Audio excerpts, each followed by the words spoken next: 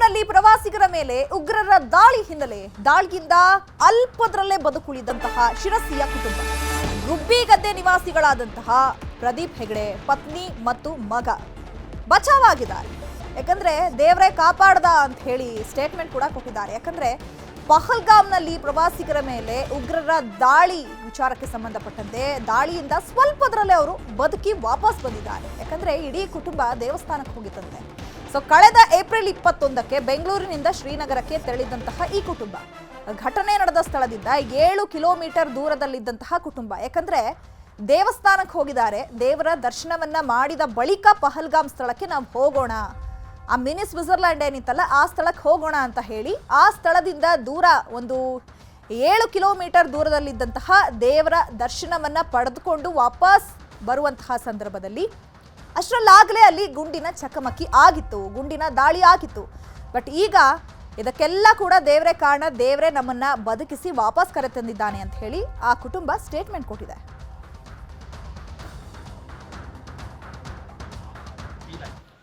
So ಅದು entry ಹತ್ರನೇ ಈ ಟೆಂಪರರಿ ಸ್ಟಾಲ್ಗಳಿವೆ.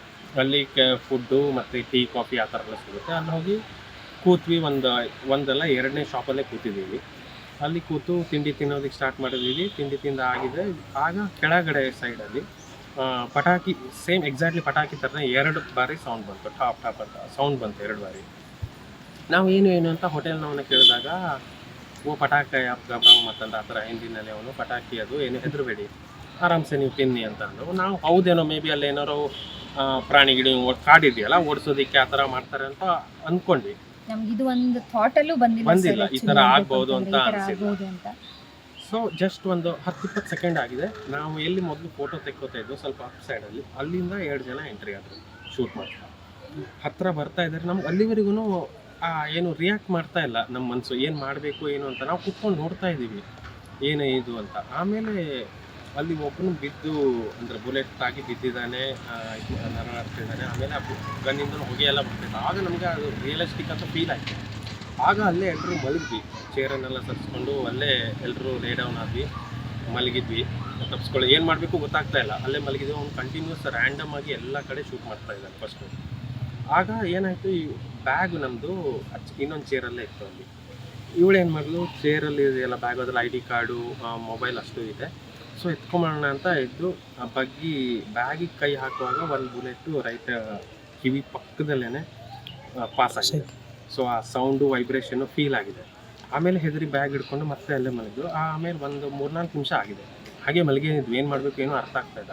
ಆಗ ಲೋಕಲ್ಸು ಗೇಟ್ ಹತ್ತಿರ ಓಡಿ ಅಂತ ಕೂಗ್ತಾಯಿದ್ರು. ಆ ಕಡೆ ತಿರುಗಿ ನೋಡಬೇಡಿ, ಕಂಟಿನ್ಯೂಸ್ ಓಡ್ತಾ ಇರಿ ಅಂತ ಕೂಗಿದ್ರು.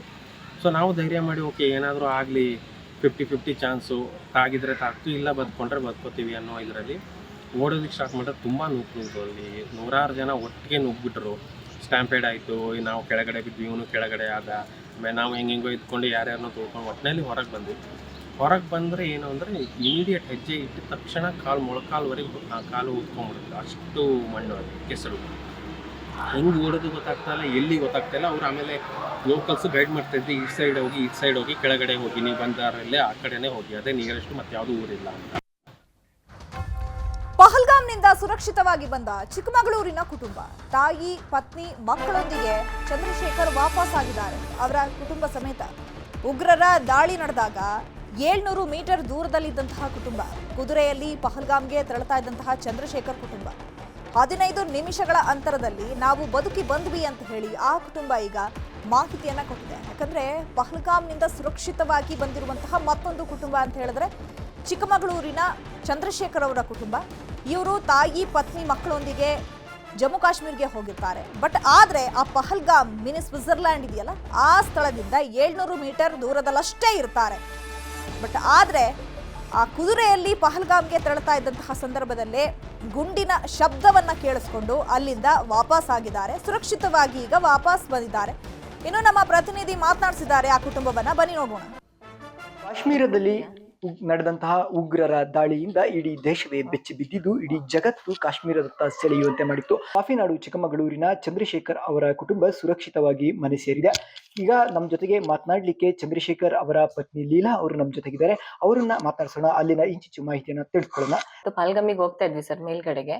ಅಲ್ಲೇ ಕುದುರೆ ತಗೊಂಡು ನಾವು ಮೇಲ್ಗಡೆ ಹೋಗ್ತಾ ಇದ್ವಿ. ಒಂದು 15 ಮಿನಿಟ್ಸ್ ಅಲ್ಲೇ ಪಾಸ್ ಆಗಿದ್ವಿ ಸರ್. ಒಂದು 500 ಅಲ್ಲ 15 ಮಿನಿಟ್ಸ್ ಅಲ್ಲ, 500 to 700 ಮೀಟರ್ಸ್ ನಾವು ಆಲ್ರೆಡಿ ಪಾಸ್ ಆಗಿದ್ವಿ. ಇನ್ನೊಂದು 20 ಮಿನಿಟ್ಸ್ ಹಂಗೆ ಇತ್ತು ಆ ಲೊಕೇಶನ್ ಏನ್ ಅಟ್ಯಾಕ್ ಆಗಿದೆ ಅಲ್ಲ, ಆ ಲೊಕೇಶನ್ ಹೋಗಕ್ಕೆ ಇನ್ನೊಂದು 20 ಮಿನಿಟ್ಸ್ ಹಂಗೆ ಇತ್ತು. ನಾವು ಹೋಗ್ಬೇಕಾದ್ರೆ ಸ್ವಲ್ಪ ಟೈಮ್ ಪಾಸ್ ಮಾಡ್ಕೊಂಡು ಹೋಗಿದ್ವಿ ಬೇರೆ ಕಡೆ, ಬೇರೆ ಲೊಕೇಶನ್ ಎಲ್ಲ. ಆಮೇಲೆ ವಿಷ್ಣು ಟೆಂಪಲ್ ಗೆ ಹೋಗಿದ್ವಿ ಅದಕ್ಕಿಂತ ಮುಂಚೆ. ಆಮೇಲೆ ಡ್ರೈ ಫ್ರೂಟ್ಸ್ ಮಾರ್ಕೆಟಿಗೆ ಹೋಗಿದ್ವಿ. ಅದೆಲ್ಲಾನು ಸ್ವಲ್ಪ ಟೈಮ್ ಪಾಸ್ ಆಗಿದ್ದಕ್ಕೆ, ಟೈಮ್ ಅಲ್ಲಿ ವೇಸ್ಟ್ ಆಗಿದ್ದಕ್ಕೆ ನಾವು ಅಲ್ಲಿ ಹೋಗೋದು ಸ್ವಲ್ಪ ಲೇಟ್ ಆಯ್ತು. ನಾವು ಮೇಲ್ಗಡೆ ಹೋಗ್ತಿದ್ದಂಗೆನೆ ಕುದುರೆನವರೆಲ್ಲ ತಿರುಗ್ ಬರ್ತಾ ಇದ್ರು. ಯಾಕೆ ಕೇಳಿದ್ದಕ್ಕೆ ರೋಡ್ ಕ್ಲೋಸ್ ಆಗಿದೆ ಅಂತೇಳಿ ಅಲ್ಲಿ ಲೋಕಲ್ಸ್ ಗೋಡಾವಲಗಳು ಎಲ್ಲ ಹೇಳ್ತಾ ಇದ್ರು. ಆಮೇಲೆ ಅಲ್ಲಿ ಸ್ವಲ್ಪ ಲೇಡೀಸು ಅಳ್ತಾ ಇದ್ರು, ಬೇರೆ ಫ್ಯಾಮಿಲಿನವರು. ಅವರಿಗೆ ಸ್ವಲ್ಪ ಫೋನ್ ಅಲ್ಲಿ ಕಾಂಟ್ಯಾಕ್ಟ್ ಇರೋದ್ರಿಂದ ಗೊತ್ತಾಗಿದೆ ಅನ್ಸುತ್ತೆ. ನಾವು ಕೇಳಿದ್ವಿ ಆದ್ರೂನು ಏನಾಗಿದೆ ಇಷ್ಟೊಂದೆಲ್ಲ ಪ್ಯಾನಿಕ್ ಆಗಿದಾರಲ್ಲ ಅಂತ. ಏನೂ ಆಗಿಲ್ಲ, ಏನಾದ್ರು ಕುದುರೆನಲ್ಲಿ ಬಾಂಬಿನ ಕೊಟ್ಟು ಕಳ್ಸಿರ್ಬೇಕು, ಇಲ್ಲ ಕುದುರೆಗೆ ಶೂಟ್ ಮಾಡಿದ್ದಾರೆ, ಅಥವಾ ಓಡ್ ಬರೋ ಇದ್ರಲ್ಲಿ ಕೆಲವೊಬ್ರಿಗೆ ಇಂಜುರಿ ಆಗಿದೆ, ಆ ತರ ಏನೋ ಹೇಳಿದ್ರು. ಆಮೇಲೆ ನಾವ್ ಅಲ್ಲಿಂದ ನಮ್ ಡ್ರೈವರು ಅಲ್ಲಿಂದ ಸ್ವಲ್ಪ ಬೇಗನೆ ಪಾಸ್ ಆದ್ವಿ ಸರ್ ನಾವು. ಆವಾಗ ಮಿಲಿಟರಿನವ್ರು ಯಾರು ಇರ್ಲಿಲ್ಲ ಅಲ್ಲಿ, ಇನ್ನು ಯಾರು ರೀಚ್ ಆಗಿರ್ಲಿಲ್ಲ ಲೊಕೇಶನ್. ನಾವು ಹೋಗಿ 15 ಮಿನಿಟ್ಸ್ 10 ಮಿನಿಟ್ಸ್ ನಾವು ಮುಂದೆ ಹೋಗಿ ಅಲ್ಲಿ ಸ್ವಲ್ಪ ನಿಲ್ಸ್ಕೊಂಡಿದ್ವಿ ಕಾರ್ ಪಾರ್ಕ್ ಮಾಡ್ಕೊಂಡು. ಅವಾಗ ಆಂಬ್ಯುಲೆನ್ಸ್ ಮಿಲಿಟರಿನವರು ಎಲ್ಲ ಬರೋಕ್ ಸ್ಟಾರ್ಟ್ ಮಾಡಿದ್ರು ಸರ್. ಮೇಡಮ್, ಏನು ಪಹಲ್ಗಾಮ್ನಲ್ಲಿ ಉಗ್ರರಿಂದ ಗುಂಡಿನ ದಾಳಿ ಆಗಿದೆ ಅನ್ನೋ ಒಂದು ಸನ್ನಿವೇಶ ನಿಮ್ಗೆ ಕೊನೆಗೆ ಡ್ರೈವರ್ ಇಂದ ಮತ್ತೆ ಅಲ್ಲಿ ಅಳ್ತಾ ಇದ್ದವರಿಂದ ತಿಳಿದು. ಸೊ ಆ ಸಂದರ್ಭದಲ್ಲಿ ತಮಗೆ ಅನ್ಸಿದ್ದೇನು ಮೇಡಮ್? ಸರ್ ನಮ್ಗೆ ಇಷ್ಟೊಂದು ಸೀರಿಯಸ್ ಆಗಿದೆ ಅನ್ನೋದು ನಿಜವಾಗ್ಲೂ ಗೊತ್ತಿರಲಿಲ್ಲ ಸರ್. ಆಮೇಲೆ ಅವರೆಲ್ಲ ಪ್ಯಾನಿಕ್ ಆಗ್ತಿರೋದು ಸ್ವಲ್ಪ ನೋಡಿದ್ಮೇಲೆ ಏನೋ ಆಗ್ತಾ ಇದೆ, ನಮ್ಮನ್ನ ಸ್ವಲ್ಪ ಬೇಗ ಇದನ್ ಮಾಡಕ್ಕೆ ನೋಡ್ತಾ ಇದಾರೆ ಅವರು. ಅವ್ರು ಯಾರು ಗಾಬರಿ ಆಗಿಲ್ಲ ಸರ್, ಅವರು ಗಾಬರಿ ಆಗಿಲ್ಲ, ನಮಗೂ ಗಾಬರಿ ಮಾಡ್ತಿರ್ಲಿಲ್ಲ ಅವರು. ಏನೋ ಕೇಳಿದ್ದಕ್ಕೆ ತುಂಬಾ ನೀಟಾಗಿ ಅವ್ರು ನಮ್ಮನ್ನ ಸಂಭಾಳಿಸಿದ್ರು ಸರ್. ಸೊ ಈ ಒಂದು ಘಟನೆಯಲ್ಲಿ ತಮಗೆ ಏನ್ ಅನ್ನಿಸ್ತು ಮೇಡಮ್? ಯಾಕಂದ್ರೆ ಇಲ್ಲಿಂದ ನೀವು ಕಾಶ್ಮೀರದವರೆಗೂ ಹೋಗಿದ್ರಿ, ಆಗ ನಿಮಗೆ ಏನ್ ಅನ್ನಿಸ್ತು ಮೇಡಮ್? ಸರ್ ನಾವು ಸ್ವಲ್ಪದ್ರಲ್ಲೇ ನಾವು ಬಚಾವಾಗಿದ್ದೀವಿ ಸರ್. ಅದೊಂದು ಸಮಾಧಾನ ಇದೆ. ಅಲ್ಲಿ ಕೇಳಿ ಇಷ್ಟೊಂದೆಲ್ಲ ಆಗಿದೆ ಅಂತ ಕೇಳಿದ್ಮೇಲೆ ನಮ್ಗೆ ಭಯ ಸ್ಟಾರ್ಟ್ ಆಯ್ತು ಸರ್. ಆಮೇಲೆ ಅಲ್ಲಿದ್ದವ್ರು ಏನ್ ಹೇಳ್ತಿದ್ರು, ನಮ್ ಕ್ಯಾಬ್ ಡ್ರೈವರ್ ಆಗ್ಲಿ, ಹೋಟೆಲ್ಸ್ ಅವ್ರಾಗ್ಲಿ, ಒಂದ್ ಕಡೆ ಆಗಿದೆ ಅಂದ್ರೆ ಮ್ಯಾಮ್ ಮಿಲಿಟರಿ ಎಲ್ಲ ತುಂಬಾ ಸ್ಟ್ರಿಕ್ಟ್ ಇದೆ, ಬೇರೆ ಕಡೆಗೆ ಈ ತರ ಆಗಕ್ಕೆ ಚಾನ್ಸಸ್ಸೇ ಇಲ್ಲ, ಇದೊಂದು ಇನ್ಸಿಡೆಂಟ್ ಆಗೋಗ್ಬಿಟ್ಟಿದೆ, ನೀವು ಏನು ವರಿ ಮಾಡ್ಕೋಬೇಡಿ, ಬೇರೆ ಕಡೆಗೂ ನೀವು ಟ್ರಿಪ್ ಕ್ಯಾನ್ಸಲ್ ಮಾಡ್ಬೇಡಿ, ನಾವು ಕರ್ಕೊಂಡು ಹೋಗ್ತೀವಿ, ನೀವು ಹೋಗಿ ಇಲ್ಲೇ ಇರಿ, ನೀವ್ ಹೆದರ್ಕೊಂಡು ಹೋಗ್ಬೇಡಿ, ಯಾಕಂದ್ರೆ ಇನ್ನೊಂದ್ಸರಿ ಅದು ಆಗದೇ ಇಲ್ಲ, ಮಿಲಿಟರಿನವ್ರು ಅಷ್ಟು ನಿಮಗೆ ಪ್ರೊಟೆಕ್ಷನ್ ಕೊಡ್ತಾರೆ. ಆ ತರ ಏನಾದ್ರೂನು ಬಂತು ಅಂದ್ರೆ ನಾವೇ ಫಸ್ಟ್ ನಿಲ್ತೀವಿ, ನಿಮ್ ಮುಂದೆ ನಾವೇ ನಿಲ್ತೀವಿ, ಹಂಗೆ ಅಂತೂ ಹೋಗ್ಬೇಡಿ, ಬೇಜಾರ್ ಮಾಡ್ಕೊಂಡು ಹೋಗ್ಬೇಡಿ ಅಂತೇಳಿ ಲೋಕಲ್ಸ್ ಅಲ್ಲಿ ಅಂದ್ರೆ ಕ್ಯಾಬ್ ಡ್ರೈವರ್ ಆಗ್ಲಿ, ಹೋಟೆಲ್ಸ್ ಅವ್ರಾಗ್ಲಿ ನಮಗೆ ಪ್ರತಿ ಸರಿನೂ ಇದೇ ಮಾತು ಹೇಳ್ತಾ ಇದ್ರು ಸರ್ ಅವರು. ಎಸ್, ಇವಿಷ್ಟು ಏನು ಸೇಫ್ ಆಗಿ ಬಂದಿರತಕ್ಕಂತ ಚಂದ್ರಶೇಖರ್ ಅವರ ಪತ್ನಿ ಲೀಲಾ ಅವರ ಮಾತಾಗಿರ್ತಕ್ಕಂಥದ್ದು. ಯೋಗೀಶ್ ಕಾಮೇನಹಳ್ಳಿ, ನ್ಯೂಸ್ 18 ಚಿಕ್ಕಮಗಳೂರು.